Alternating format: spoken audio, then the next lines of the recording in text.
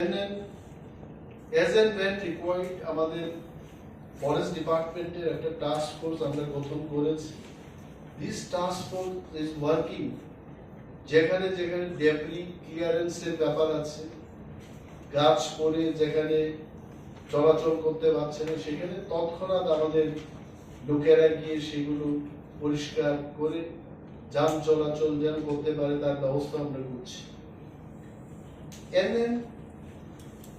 আরো যে আমাদের ক্ষতি হয়েছে, এই ক্ষতিগুলোকে কিভাবে আমরা পরিপূর্ণ করতে পারি, আবার এগুলোকে উদ্ধার করে আগের জায়গায় কি করে নিয়ে আসতে পারি, ইটস আ বিগ চ্যালেঞ্জ। ফরেস্টের যে ক্ষতির পরিমাণ, আমি আগেও বলেছি কিছুক্ষণ আগে, যে অ্যাবসলিউট যে ক্ষতির পরিমাণ এখনো কিন্তু আমরা অ্যাসেস করতে পারছি না, কারণ সেখানে যাওয়ার মতো রাস্তাই শেষ হয়ে গেছে।